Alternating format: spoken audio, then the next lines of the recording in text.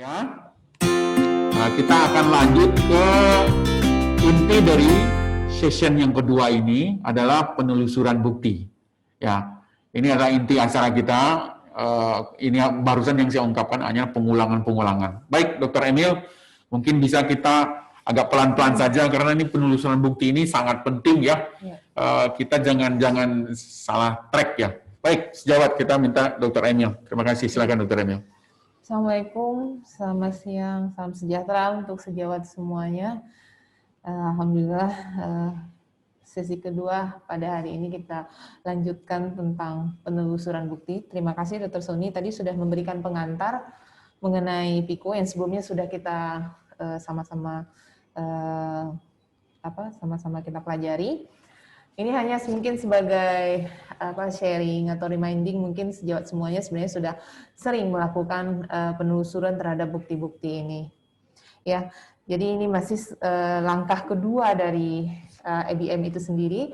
Yang pertama tadi adalah membuat pertanyaan klinis yang dapat dijawab, yaitu dengan membuat PICO, dan kemudian kita melakukan penelusuran bukti, search for literatur, kemudian melakukan appraisal, telaah kritis terhadap literatur yang sudah kita temukan, dan sehingga akhirnya bisa menerapkan bukti yang sahih, dan sehingga masalah pasien yang sering kita temukan dapat kita atasi.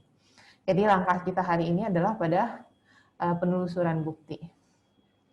Ini kalau kita lihat sebenarnya juga sebelumnya sudah disampaikan mengenai level of evidence, yaitu mulai dari seperti piramida, mulai dari yang paling bawah adalah expert opinion atau basic information, background seperti textbooks, kemudian case series, case control study, cohort, RCT, dan systematic review atau meta-analisis itu level yang paling tinggi ya. Dan ini perlu kita ketahui waktu kita melakukan search, kita akan mencari yang level of evidence-nya yang paling tinggi.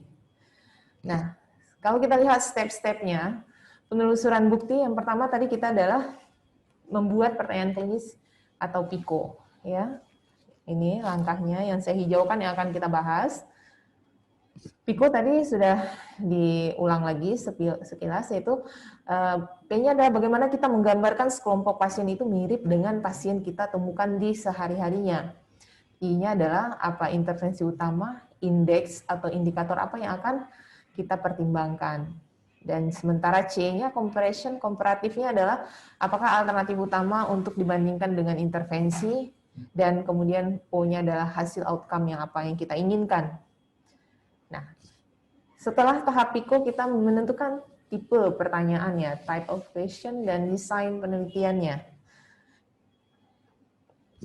Tadi juga sudah disampaikan, tipe pertanyaan itu adalah terapi, diagnosis, prognosis, atau etiologi. Sementara tipe penelitian atau desainnya adalah yang tadi systematic review, RCT, atau case control, atau cohort. Masing-masing tipe pertanyaan tersebut akan mempunyai tipe penelitian atau metodologi apa yang sebaiknya kita cari. Contoh, terapi yaitu informasi yang dibutuhkan tentang pengobatan. Di sini akan terlihat ada efektivitasnya, biayanya, dan lain-lainnya. Penelitian yang akan kita cari adalah systematic review atau meta-analisis dari RCT atau double blind dari RCT. Begitu juga dengan diagnosis, prognosis, dan etiologi. Nah, apa bedanya kalau EBM dengan systematic review? EBM adalah langkah yang kita lakukan. Tetap kita memulai dengan answerable clinical question, yaitu pertanyaan klinis yang bisa dijawab. Setelah kita membuat pertanyaan tersebut, kita lakukan penelusuran, dan kemudian kita melakukan telaah. Hasil dari telaah klinis kita akan kita terapkan kepada pasien kita. Mungkin hanya memakan waktu 1,5 menit saja, dan kita dapatkan artikelnya kurang dari 20 artikel, dan pasien kita bisa diselamatkan dengan cepat. Tapi dengan systematic review, mereka tetap melakukan langkah membuat pertanyaan klinis, melakukan penelusuran yang banyak terhadap literatur-literatur, melakukan telaah lebih banyak lagi, kemudian mereka melakukan sintesis, barulah mereka menerapkan. Sehingga untuk menghasilkan sesuatu systematic review, butuh waktu yang lebih lama, 6 bulan. Dan mungkin ada ribuan artikel yang harus mereka search dan mereka telaah. Sehingga kalau kita menunggu, mungkin pasiennya sudah keburu meninggal. Jadi dengan EBM kita membutuhkan waktu yang sangat sedikit, dan kemudian kita berharap pertanyaan kita langsung bisa dijawab dan pasien kita bisa diselamatkan. Itulah bedanya. Nah, ini contoh untuk kita berlatih selanjutnya adalah 4-year-old boy, anak 4 tahun didiagnosis dengan bakterial meningitis, dirawat di bangsal. Serologi tesnya mengindikasikan adanya suatu infeksi Haemophilus influenza. Setelah dilakukan kultur darah, dan kemudian kita memutuskan untuk mengobat pasien dengan antibiotik. Dan seperti kita ketahui bahwa pemberian antibiotik pada pasien dengan meningitis bakterialis bisa menimbulkan terjadinya hearing loss, ketulian, parsial ataupun total. Dan kemudian kita berpikir, bagaimana kalau kita memberikan dexamethasone untuk mengurangi risiko hearing loss pada pasien kita ini. Akhirnya kita buatkanlah pertanyaan penelitiannya, dengan P-nya adalah, in the 4-year-old boy with bacterial meningitis, is the use of dexamethasone as effective as in reducing the risk of hearing loss. Jadi pada pasien anak laki-laki 4 tahun dengan bakterial meningitis, apakah penggunaan dexamethasone efektif dibandingkan dengan tidak untuk mengurangi risiko terhadap ketulian? Type of question-nya adalah terapi atau treatment, dengan base study design-nya adalah systematic review, meta-analisis dari RCT, dan double-blind RCT. Keyword-nya adalah children with bacterial meningitis, dexamethasone, and hearing loss. Ini keyword. Nah, selanjutnya ini penelusuran kita tetapkan keyword. Ya, tadi udah PICO-nya sudah, tipenya sudah, desainnya sudah, penetapan keyword. Ya. Keyword-nya kalau masing-masing kita tetapkan dari problem population, yaitu ada bacterial meningitis. Jadi ada juga Haemophilus meningitis. Kemudian intervensinya adalah dexamethasone, nama lainnya adalah glukokortikoid, dan compressionnya tidak ada, dan outcome-nya adalah hearing loss. Jadi kita buatkan daftar sinonim dari setiap komponen PICO. Seperti juga tadi yang dari contohkan Dr. Sony, jadi ada infant, ada apalagi di situ ada beberapa. Jadi kita supaya bisa menjaring lebih banyak literatur, kita bikin atau buat sinonim dari setiap komponen PICO tersebut. Setelah kita tetapkan keyword-nya, kemudian kita lakukan kombinasi dengan menggunakan Boolean operators, yaitu bisa dengan ands, or not. Ya, bisa kita lihat. Nah, bagaimana kalau kita mengkombinasikan or? Seperti bacterial meningitis or Haemophilus meningitis. Kalau kita lihat seperti diagram Venn, ya, ini namanya diagram. Keyword 1 di lingkaran yang ini, kemudian keyword 2. Kalau kita menggunakan Boolean operatornya or, dia akan masuk ke semuanya. Jadi ada yang di kelompok keyword 1, irisannya, dan keyword 2. Jadi akan lebih banyak yang kita saring kalau kita menggunakan kata-kata or. Ya.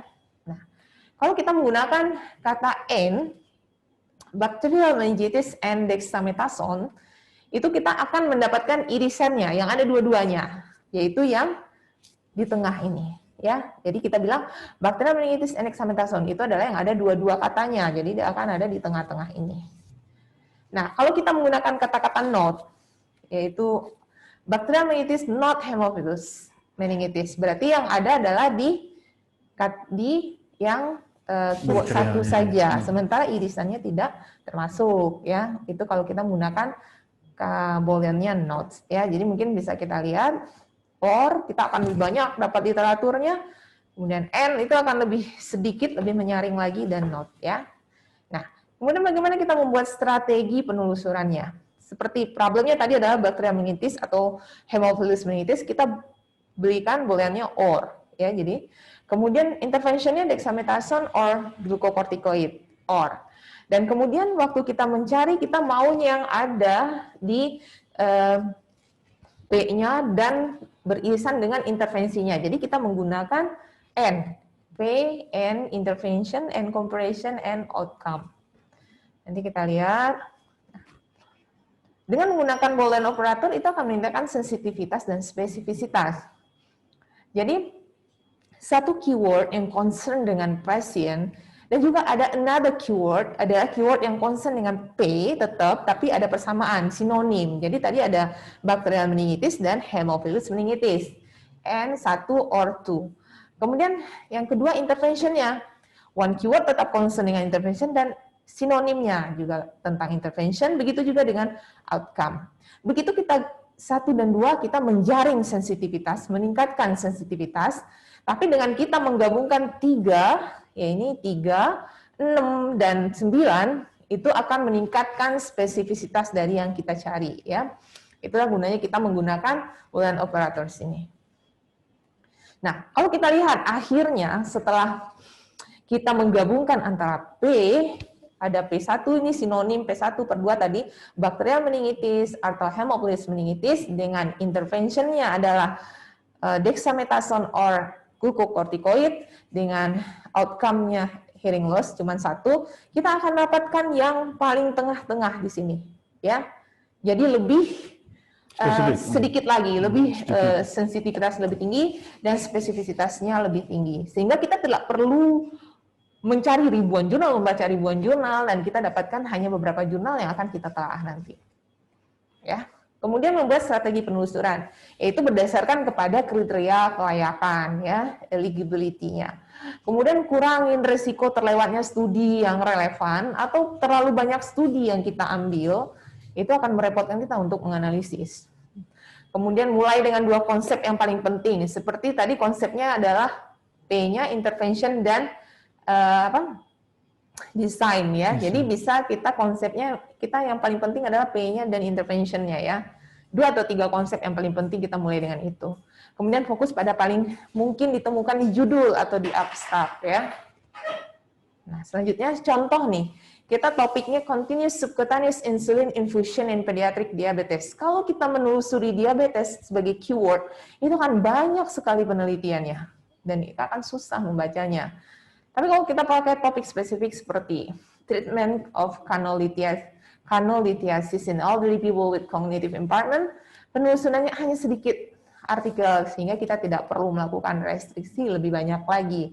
Jadi benar-benar keyword itu sangat menentukan nanti bagaimana hasil dari penelusuran bukti kita, search of the literaturnya. Ya. Selanjutnya setelah kombinasi Boolean operators, kita ingat control vocabulary atau text word, ya. Kita harus melakukan control. Ya namanya dengan MES. Nanti kita lihat di medical subject heading ada di PubMed, di Cochrane, itu pengaturan pendaftaran kata ke dalam sebuah daftar kata, ya, sistem metadata untuk menggunakan indektifikasi artikel-artikel jurnal dan buku dalam kedokteran. Ada daftarnya berarti? Ada daftarnya? Ya, nanti dia mengindeks, jadi diperbaiki dia oleh National Library Medicine, digunakan oleh pusat data artikel database Medline dan PubMed. Jadi setiap artikel baru akan diberi tanda label oleh NLM Library dengan menggunakan MES term yang menggambarkan hal-hal penting tentang masing-masing studi itu. 6-15 judul subjek ditetapkan untuk setiap artikelnya. Ya, ini akan membantu nanti kita akan coba melihat gimana kalau kita menggunakan MES, gimana kalau kita menggunakan PubMed saja. Contohnya, kalau kita menggunakan ketik keywordnya AIDS, dengan menggunakan term medical subject heading tadi, kita temukan 74.000 hasil. Tapi kita kalau menggunakan AIDS text word, kita akan banyak sekali dapat. Tapi mungkin AIDS di situ ada yang hearing AIDS, ada visual AIDS, bahkan bukan penyakit yang kita tuju sebenarnya, clinical, ya, teaching AIDS, clinical AIDS, ya. Jadi yang pertama kali adalah temukanlah term MES-nya itu untuk setiap komponen PICO-nya. Jadi P-nya, I-nya, dan O-nya, ya. Nah, contoh nih kita lihat. Kita ketikkan kata MES tadi AIDS, tapi di sininya kita searching menggunakan MES. Itu hasilnya ada 70 berapa tadi ya? 3 lebih spesifik ini 38. Tapi kalau ini kita ketikkan di PubMed ya, tapi ada MES itu ada 74.000 ya. Banyak sekali. Tapi kalau kita ketikkan dia dengan AIDS saja dengan di sini adalah PubMed, itu banyak sekali 243.000 literatur. Tapi kalau kita lihat contoh literatur yang dimerahin ini, ini effectiveness of air drying and magnification method for detecting initial carrier on occlusal surface using the 3 different diagnostic age. Jadi ini berbeda, ini diagnostic age, bukan age yang kita masuk ya. Jadi begitu, kalau kita men-searchingnya tidak spesifik dan tidak menggunakan mass term, jadi dia hasilnya lebih luas. Nah, kalau kita lihat di sini ya, kalau di PubMed. Kemudian Cochrane juga ada mass-nya ya. Nanti kita belajar cara searching-nya. Kemudian, nah setelah kita lakukan kontrol terhadap vocabulary atau text word tadi, kita lakukan pembatasan, limitation dan atau truncation, yaitu penulisan seperti ini ya. Pembatasan desain penelitian nanti bisa kita lakukan setting terhadap penelusuran dengan mungkin kita hanya mengambil systematic review saja dari RCT atau ingin mengambil RCT saja. Pilihlah berdasarkan database dan desain penelitian yang diperlukan untuk kita review ya.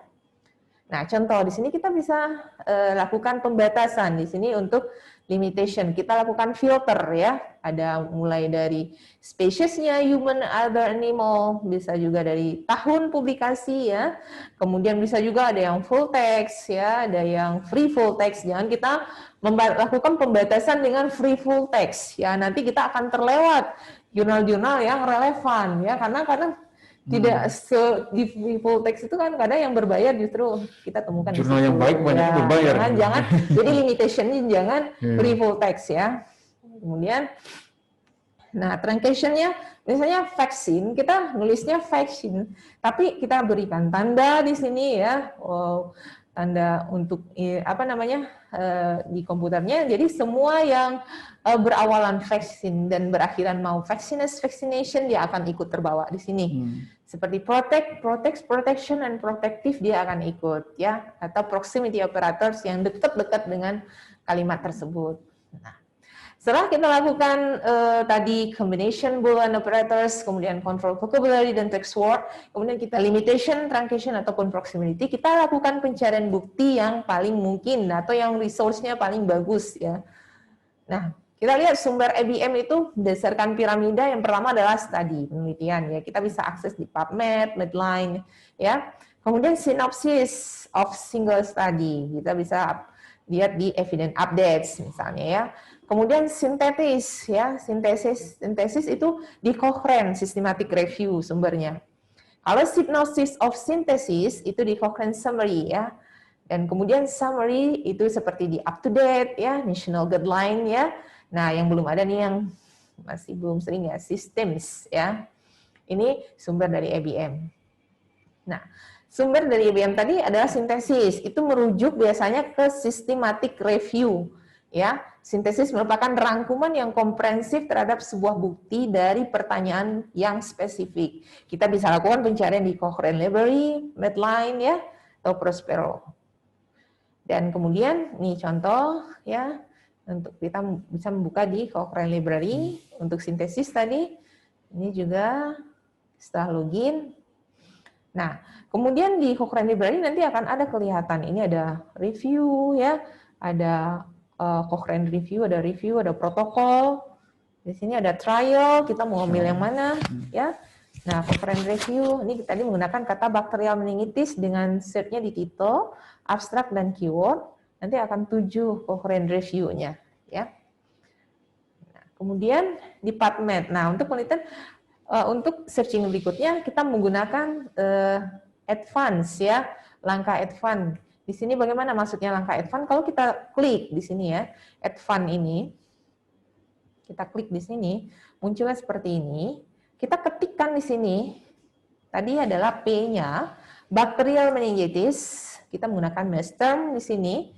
Kemudian di sini juga kalau mau semua ya, all field-nya di sini ada systematic review, meta analisis semua. Ini tidak diketik, ini akan keluar sendiri yang di atas ini. Begitu kita ketik di bawah, dia akan keluar di atasnya. Kita jangan lupa lakukan add to history ya. Setelah add to history akan muncullah sekian jurnal, 324 jurnal ya. Nah, itu baru untuk P-nya saja ya. Nah, kita lihat nanti kita berlatih lagi. Nah, sumber informasi yang kedua adalah studi atau penelitian, yaitu bisa di PubMed, Central, ProQuest atau Scopus ya. Ini websitenya. Nah, kita lihat lagi tadi, kalau kita ingin di penelitian berarti kita ngelihatnya trial. Kalau kita tadi sintesis berarti kita lihatnya di Cochrane Review ya. Jadi kita mau tuju yang di mana, itu tadi tergantung pada type of question dan type of designs ya. Nah, begitu juga tadi PubMed, sekarang Cochrane juga, Cochrane seperti itu kita menggunakan MES ya, meningitis. Ini explore artinya masuk semua apapun itu, kemudian dexamethasone, dan kita berikan N1, N2, itu akhirnya cuma dapat segini. Jadi kalau kita lakukan searching terhadap meningitis saja 377 jurnal. Ini 2.786. Tapi kalau kita ngambil 1 dan 2 menggunakan kata N, ini kita dapat 58. Ya. Nah, ini contoh lagi di trials ya. Nah, dan kemudian ini searching di PubMed ini yang kita gunakan ya. Linknya. Nah, bagaimana cara kita searching di PubMed atau Medline ya? Yaitu kita lakukan dengan menggunakan Advanced tadi, Advanced Search Builder ya. Jadi kita pencet, kita klik di Advanced-nya ini akan keluar. Nih, kita tinggal menuliskan di sini PICO kita. Yang pertama, keyword terhadap P, yaitu tadi adalah bakterial meningitis. Kemudian sinonimnya Haemophilus meningitis. Jadi ini pakai title abstrak, ini pakai MES term, jadi ini OR semuanya. Ya, jadi setelah keyword P kita tuliskan, booleannya kita pilih OR, kemudian search MES term or search title abstrak. Setelah itu kita klik add to history. Ya, ini langkahnya. Jadi kita ketikkan P, jadi setiap komponen PICO kita lakukan searching. P-nya, bakterial meningitis, sinonimnya kebetulan kita punya 2, jadi Haemophilus meningitis. Kita add story nanti akan muncul, ya, muncullah 24.964 hasil terhadap P-nya. Kemudian kita lanjutkan dengan dengan intervention, ya. Interventionnya kita lihat ada tadi dexamethasone sama seperti P, dexamethasone dan glukokortikoid. Jadi kemudian kita klik add to history, booleannya tetap kita pilih OR, ya. Nanti hasilnya adalah 118.405 artikel, ya. Dan selanjutnya kita terhadap outcome, sama kita ketik hearing loss, termnya title abstract dan MES term, dan kata booleannya adalah OR, sehingga kita dapatkan hasilnya terhadap outcome adalah 73.037 jurnal. Kemudian kita klik add, ya, klik each nih, masing-masing add ini, maksud kita adalah untuk menggabungkan antara P, I, dan O, sehingga nanti kita klik booleannya adalah N di sini, ya. Kita add dulu tadi, kemudian baru N, sehingga semua yang tiga ini, komponen ini, kita klik to add to history, sehingga akan dapat hasil cuma 90. Jadi dari tadi yang sampai ratusan, ya, setelah disaring dan dikombinasikan, kita dapat 90 jurnal. Ya, kemudian kita bisa save your search strategy di sini, create alert. Jadi kita dapatkanlah 90. Ini yang sudah benar-benar dia A dan P dan I dan O-nya, semuanya ada di situ. Nah, kemudian setelah kita lakukan penelitian, kita ingat clinical queries, yaitu kita adalah pengelompokan ya, clinical study kategori. Jadi apakah kita mencari penyaringan terhadap pertanyaan terapi, diagnosis, etiologi, dan prognosis. Tadi kan baru secara kata-kata ya. Jadi kita ingin dikelompokkan berdasarkan studi kategorinya, apakah terapi, diagnosis, ataupun etiologi. Nanti kita bisa clinical queries di sini. Akan muncul clinical study kategori ya. Nanti kita lihat. Di sini muncul terapi. Nah, kategori terapi ya, skopnya mau luas atau mau sempit, broad ya, atau narrow ya. Hasilnya adalah 5 dari 85 dan ini systematic review ada 5 dari 19. Ya, boleh dipilih. Ini mau, kebetulan kita adalah terapi ya. Nah, selanjutnya adalah search box ya. Kita bikin search box-nya, kita adalah struktur umum pencariannya adalah population, or sinonim 1 or sinonim 2, or sinonim kalau aja banyak sinonim, and intervention dengan sinonimnya, and comparison kalau ada, or outcome. Ya, berarti bacterial meningitis or Haemophilus meningitis and dexamethasone or glucocorticoid and hearing loss. Itu contoh cara kita searchingnya. Contoh di mana kita meletakkan tanda kurung. Kita mau cheese and fruit, kita mau keju dan buah. Bagaimana kita membuka dan menutup kurung? Cheese and apple, or dalam kurung, or pear or melon, or cheese and. Harusnya adalah cheese and. Buahnya apa? Apple, pear, or melon, ya. Beda loh kalau kita lakukan secara matematika, kalau kurungnya salah kita meletakkan, akhirnya akan berbeda. Berarti untuk piko kita adalah bacterial meningitis or Haemophilus meningitis, kurung, and dexamethasone or glucocorticoid, kurung, and hearing loss, ya. Nah, kalau kita lihat akhirnya kita mendapatkan sebanyak 95 jurnal di sini, ya. Itulah yang nanti akan kita lakukan telaah. Nah, kemudian setelah kita mencari bukti, kita mendokumentasikan temuan-temuan kita tadi, ya, dan melakukan screening kelayakan. Nah, dan ini nantinya akan menjadi suatu evidence-based case report, EBCR atau EBCP. Nah, kita membuat suatu EBCR, EBCP adalah mulailah dari clinical case kita, clinical skenario kita, pasien kita apa masalahnya, kita buatkan clinical question-nya, kemudian kita lakukan metodologi pencarian, ya, dan melakukan critical appraisal. Nah, saat ini kita berada di search strategi karena clinical question sudah kita buatkan, mungkin kita punya clinical skenario sebelumnya.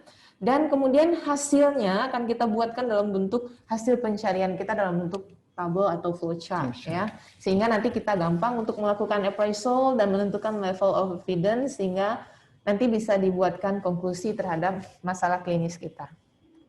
Contoh di sini identification, kita record dari suatu database, misalnya di sini PubMed ada misalnya ada 70 misalnya. Kemudian additional record dari another source, mungkin ada 70 misalnya. Kemudian kita record after kita remove yang duplikasi-duplikasi, barulah akhirnya di sini kita jumlah hasil dari setelah kita lihat, oh ini ternyata sama, ini duplikasi kita remove, kemudian kita dapatlah record yang akan kita screen, misalnya di sini berapa, ya. Kemudian kita exclude, mungkin tidak memenuhi kriteria eksklusi kita, tidak memenuhi kriteria eksklusi, kita exclude, akhirnya lebih disaring lagi. Ini baru kita baca di teks, di titel abstract screening, ya. Sudah, oh ternyata tidak ada. Kita full text eligibility screening, lanjutkan dengan full text, ya. Oh ternyata ada beberapa yang kita exclude lagi, sehingga akhirnya studi yang include dalam sintesis kita mungkin 3 atau 4, ya. Dan itulah yang akan kita lakukan analisis, ya. Ini contoh flowchart-nya. Nah, jadi simpulannya yang pertama, kalau kita melakukan search adalah kita merumuskan dulu pikonya dengan tepat, tentukan keyword, identifikasi type of question yang paling mungkin menjawab pertanyaan klinis kita, identifikasi type of research, kemudian cek apakah keyword kita sudah termasuk dalam MACE, control vocabulary-nya, gunakanlah kombinasi Boolean operators, batasi penelusuran yang menggunakan limiting terhadap desain penelitian, dan evaluasi hasil penelusuran screening terhadap judul, abstrak, dan full text berdasarkan eligibility, kriteria kelayakan. Berikut, ini daftar pustaka. Kemudian, sedikit contoh, cara kita membuat evidence-based case report. Jadi setelah tadi adalah langkah pertama case, ya mungkin kita punya case pasien kita apa. Ini kebetulan contohnya ATP, dengan perdarahan subconjunctiva bleeding, menoragi, kita mau memberikan treatment trombosit dan segala-galanya, tapi kita mau memberikan ada asam tranexamat di sini, ya. Tapi kita ragu, bagaimana asam tranexamat ini efektivitasnya? Akhirnya muncullah pertanyaan klinis, ya. Jadi pasien-pasien trombositopeni dengan ITP dengan trombositopeni berisiko untuk mengalami perdarahan. Apakah kita akan menggunakan di sini penggunaan asam tranexamat? Jadi kita belum ada sebenarnya konsensus tentang efikasi dari tranexamat asid ini dalam pencegahan dan mengurangi perdarahan pada ATP, ya. Sehingga kita buatlah satu pertanyaan klinis. In children with ITP, do tranexamic acid give better result to prevent and reduce of bleeding? Ya, apakah pada anak dengan ITP, penggunaan asam tranexamat akan memberikan hasil yang lebih bagus dalam mencegah dan mengurangi perdarahan? Kita buatkan PICO-nya, how to reduce bleeding in ITP patient, give tranexamic acid sebagai intervention-nya. C-nya adalah without tranexamic acid dan reduce of bleeding and need for transfusion. Kemudian kita lakukan searching dengan menggunakan keyword idiopathic thrombocytopenic purpura, antifibrinolytic, ini sinonim, tranexamic acid atau aminocapfolic acid, ini adalah sinonim. Kemudian kita limitation dengan human, English, dan clinical trial, boleh mencantumkan tahun, sehingganya akhirnya didapatlah sekian artikel setelah kita lakukan kita lakukan review, baik review dari abstrak dan titel, mungkin akhirnya kita dapatkan 3 relevan terhadap searching kita ini. Dan kemudian akhirnya kita buatkan diskusi dan kemudian kita bisa memberikan simpulan terhadap apa yang sudah kita cari. Jadi itu mungkin contohnya, jadi bagaimana kita melakukan penelusuran terhadap jurnal-jurnal tersebut supaya tidak menghabiskan waktu yang banyak dengan hasil jurnal yang seratusan dan tidak mungkin kita baca dan bahkan tidak tahu selesainya kalau sebanyak itu. Mungkin itu saja untuk search literaturnya, search of evidence-nya. Saya kembalikan ke Dr. Sar. Bagaimana sejawat semua cukup meledup. Ya, tetapi sebetulnya ini sangat menarik ya, karena jarang-jarang yang kita bisa mendapatkan detail yang sedemikian, mulai kita merancang dari PICO, kemudian keywordnya, dari keyword juga kita pakai Boolean operator sampai nanti berkesimpulan, sehingga ujung-ujungnya kita bisa membuat satu report evidence base. Ini sangat-sangat bagus. Memang barangkali Dr. Emil sudah mengungkapkan dengan pelan ya, cukup bisa dipahami. Cuma karena sedemikian banyaknya ya, barangkali kita butuh waktu ini untuk memahami, sehingga kita cukup mahir ya. Bagaimana kita mulai mentelusuri pertanyaan-pertanyaan dari praktek kita di klinis, kemudian kita susun PICO-nya, kemudian kita telusur, sampai kita menelusur sehingga kita bisa memetik jurnal-jurnal yang benar-benar penting yang merupakan intisari dari pertanyaan-pertanyaan PICO kita gitu ya.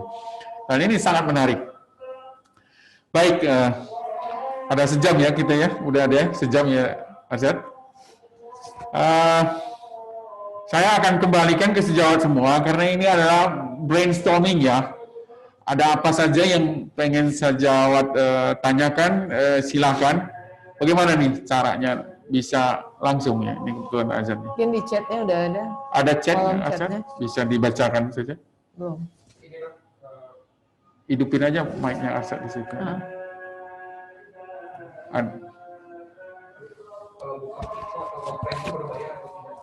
Oh, kalau buka PICO pada Cochrane berbayar apa tidak? Tidak ya. PICO pada Cochrane itu baru sifatnya percobaan ya. Artinya mereka belum semua bagian dari Cochrane. Cochrane itu kan macam-macam tadi. Ada yang protokol, ada yang review, ada yang trial, macam-macam. Nah, mereka yang baru membuatkan PICO-nya adalah yang systematic review. Kalau yang trial belum, yang protokol belum, ya ada beberapa juga belum ya. Kalau pada Cochrane tidak berbayar ya, tidak berbayar. Kalau hanya untuk mengurai, cuma masing-masing jurnal itu mereka hanya membuatkan abstraknya saja. Saat kita mau full jurnal, full text, baru mereka akan cantumkan bayar gitu ya. Baru kita harus register. Begitu jawabannya kalau untuk Cochrane. Dr. Emil, untuk tambahin? Enggak sih, sama. Jadi nanti kalau setelah kita dapatkan judul-judul dari artikel ada yang free full text, ada yang enggak. Nah, yang enggak free itu baru kita harus punya ini sendiri ya, daftar registrasi sendiri. Iya. Untuk jurnal itu ada yang penting yang harus kita lihat ya di jurnal itu adalah doi-nya. Doi itu singkatan dari apa? Lupa saya teh. Doi itu. Nah, doi itu nomor register dari suatu jurnal ya. Nah, memang ada aplikasi-aplikasi tertentu yang mungkin nggak resmi aplikasinya ya. Kalau jurnal kita dapatkan doi-nya, kita masukkan nomor doi itu ke dalam aplikasi yang ada, itu ada aplikasi-aplikasi pembuka jurnalnya, mungkin sifatnya nggak resmi ya. Tetapi ada yang masih bertahan tuh di internet. Kalau boleh sharing, boleh, oh ini saya ya, mana ya? Nah ini, Sci-Hub ini. Ini contoh ya. Contoh, saya mau contohkan saja. Kita buka saja ya. Mana kita ambil saja. Ya ini nanti berarti setelah kita dapatkan searching kita, Searchingnya. artikelnya misalnya sekian artikel, ternyata ada 10 artikel berbayar, kita nggak bisa buka. Iya, ini hanya sekedar intermezzo aja. Nah ini nomor doi-nya. Nomor doi ini misalnya Digital Object Identifier.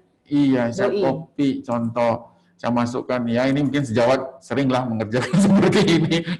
Ini bisa apa enggak nih? Ini kan berbayar ya. Coba kita lihat. Kalau menunggu, wah nunggu agak lama. Ya ini salah satu ya cara kita kalau memang hasil dari penciutan jurnalnya ada yang hanya abstrak atau kita pengen yang full text-nya, mungkin ya kalau nggak berbayar, wah ternyata nggak bisa. Ya, ini kurang lebih begitu. Ada pertanyaan yang lain? Udah di chat ya. Sambari, sejawat semua mungkin diskusi, monggo silakan diskusi aja, kita nggak apa-apa ya, terbuka aja sama saja. Kita hanya menjabarkan ya apa yang kita baca. Sejawat semua juga sudah punya pengertian yang cukup baik ya tentang IBM. Silakan kita berdiskusi. Kemudian perlu digarisbawahi kegiatan kita ini terdaftar di Untarnya ya, dan ini menjadi indeks kredit tertentu untuk kita sebagai dosen, dan itu ditetapkan oleh Untar. Makanya dalam acara-acara seperti ini absensi kita itu akan di forward ke Untarnya, dan itu menjadi indeks kredit buat mereka gitu dalam kewajiban kita sebagai dosen Tridharma perguruan tingginya. Jadi mohon kalau ada itu sudah di broadcast ya, udah di share Dr. Berti, udah di share untuk absensi. Monggo silakan di absensi ditulis ya, kita akan forward itu bahwa kita aktif sebagai dosen dalam hal ini peningkatan ilmu, dalam ini contoh penyegaran dalam penelitian, kemudian juga bisa nanti ada penyuluhan-penyuluhan yang sifatnya pengabdian masyarakat. Ada pertanyaan lain ya guys?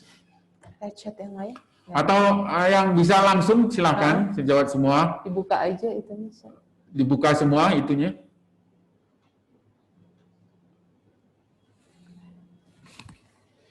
Atau ada chat lagi? Hari menunjukkan jam berapa nih? Jam 3 ya? Jam 3 waktu pulang sih memang dia. Ya mudah-mudahan sejawat semua, ini upaya kita semua lah ya, upaya kita, karena tuntutan kita sebagai dosen itu tetap menjalankan Tridharma perguruan tinggi. Di samping pelayanan, yang merupakan juga bagian pengabdian masyarakat, kita melakukan pendidikan terhadap anak-anak didik, peserta didik, dalam hal ini dokter muda, dan kita juga melakukan upaya penelitian-penelitian. Nah, untuk ini memang untuk membuka wawasan kita, membuka pikiran kita, sehingga saat kita beraktivitas dalam pelayanan itu muncul problem-problem itu pasti muncul. Cuma kadang-kadang kita susah untuk mengungkapkan dalam suatu pertanyaan yang terstruktur atau answerable question yang terjawab seperti yang kita bicarakan barusan ya, piko-piko ini ya.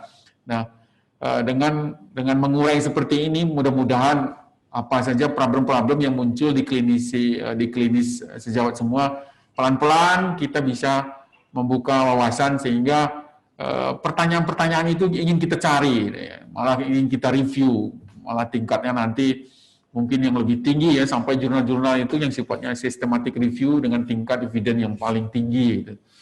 Begitu. Ada lagi, Sir? Dokter Ajeng, nggak ada Dokter Ajeng. Dokter Samsu, Dokter Husdal nih yang suka memantau. Dokter Samsu yang lagi sekolah nih biasanya banyak ide. Dokter Nanda masih di poli, biasanya poli sampai jam 4 atau jam 5. Hah? Meleduk.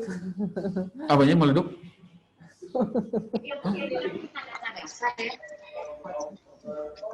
Halo, dengan siapa itu, San? Dokter Nanda, silakan dokter. Iya, halo. Terima kasih Iya, banyak. silakan.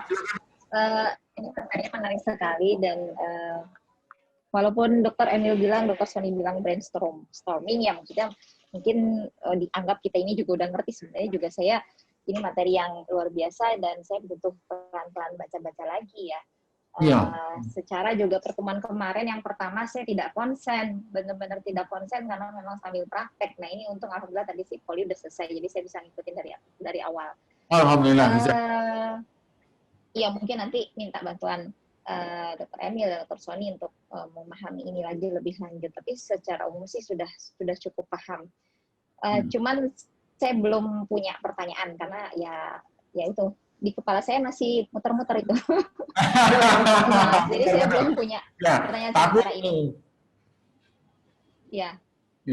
Jadi nanti mungkin kalau udah mencoba, mungkin baru di situ muncul pertanyaan ya. Kalau sekarang kan baru diarahkan bagaimana caranya gitu ya. Nanti kalau udah mulai praktek mencoba melakukan, mungkin disitulah mulai timbul kesulitan dan mulai muncul pertanyaan. Kalau sudah mencoba membuka di PubMed, di Cochrane, nah baru kita bisa ada pertanyaan, ada di prakteknya. Ini kenapa begini? Ini harus bagaimana gitu ya? Iya, gitu. Ya baik. Ya tadi memang sudah dijelaskan, tapi memang kita pastilah butuh praktek untuk itu ya. Bagaimana kayak bolehan operator kita tempatkan antara suatu sinonim dalam T, dalam I, dalam O. Kemudian kita kasih OR, kasih N. Tadi sepertinya sekarang masih bercampur ya. Kali setelah di depan komputer kita search, kita sudah tetapkan pertanyaan klinisnya, barangkali kita tetap coba-coba. Tapi nggak apa-apa, latihan seperti yang saya ungkapkan tadi, kita bisa coba ambil saja Cochrane yang sudah ada Pico-nya. Nah, nanti kita acak-acak aja itu. Ya, di Cochrane itu kita klik judulnya, itu akan muncul abstraknya, latih untuk bikin Pico, kemudian dari Pico kita latih bikin keywordnya, cari sinonim di P, di I, di O, kemudian latih bikin keywordnya itu, tambah boolean operatornya, kita latih masukkan ke PubMed atau ke ini sendiri, Cochrane sendiri gitu ya. Nah, latihan-latihan seperti itu, sepertinya ya itulah yang membuat kita lebih ini ya. Mungkin kalau nggak tahu langsung bisa bertanya, kalau nggak dicoba ya susah juga untuk dipahami. Terima kasih Dr. Nanda. Yang lain boleh? Mungkin kita masih ada waktu sedikit lagi nih sebelum pulang, nih udah jam pulang sih memang. Kita mulai juga agak terlambat tadi. Dr. Devi, silakan Dr. Devi. Ini Dr. Devi ini peneliti utama penyakit dalam nih. Bagaimana Dr. Devi data-datanya untuk COVID-19-nya, COVID-19-nya? Dr. Devi. Ditulis ya, Sat. Ada pertanyaan. Ya, terima kasih sejawat semua ya. Cukup kali ini kita menyajikan sedemikian, ya cukup mendapat tanggapan. Ya mudah-mudahan ini bermanfaat, membuka kembali apa yang pengertian kita tentang pelayanan kita sendiri. Ada lagi. Dr. Betty, udah cukup ya? Ya. Baik, sejawat semua. Sesi berikutnya. Dengan berakhirnya, dengan mengucapkan Alhamdulillah ya, mudah-mudahan sesi-sesi berikutnya kita akan tetap berupaya. Kali ini memang kita baru memfokuskan ke session untuk penelitian-penelitian ya. Berikutnya yang sifatnya pengabdian masyarakat, kita akan coba rapatkan di Komkordik. Kita akan listing apa isu-isu yang menarik di profesi sejawat semua. Ya, berapa profesi kita di RSUD Ciawi yang terlibat dosennya, itu isu-isu pentingnya sedapat mungkin ya kita mengungkapkan dengan cara-cara yang baru kita pelajari dengan Pico, dengan cukup asik ya. Dan itu akan kita gilir ya. Yang kita berharap semua sejawat bisa mempresentasikan kemampuan baik secara keilmuan maupun secara suatu keterampilan lah gitu. Ya, banyak hal sebetulnya ya. Ada cukup yang lain? Oke, baik. Hari Jumat itu tanggal berapa? Baik, ini pengumuman sebelum kita tutup. Tanggal 9 Oktober 2020, hari Jumat, sekitar jam pada Jumatan ya, mungkin sekitar jam 13 kita akan share ulang di WA grup dosen ya. Kita akan ada acara yang kali ini kita mendapatkan speaker dari Untar, Dr. Silviana ya. Silviana Master Epidemiologis. Beliau adalah epidemiologis klinis yang ada di Untar. Beliau adalah dosen Untar dan termasuk research di labnya Untar kalau tidak salah ya. Dan beliau mengajar di profesi dokternya. Itu mungkin kita akan memberikan informasi dalam waktu dekat kalau sudah dekat dengan acara, tapi sekedar informasi saja. Kita akan ada speaker tamu dari Untar. Dan kita berharap, saya juga sudah kontak dengan Dr. Melanie, Dekan Untar. Beliau sangat antusias untuk ini. Bisa saja nanti ini kita dekan berikutnya. Nah ini saya pribadi atau kita semua lah berharap keterlibatan sejawat semua sehingga ya kita juga cukup aktif dalam promosi pendidikan seperti ini ya. Terima kasih. Mungkin cukup demikian yang mengucapkan alhamdulillah. Assalamualaikum warahmatullahi wabarakatuh. Sampai ketemu di session berikutnya. Salam.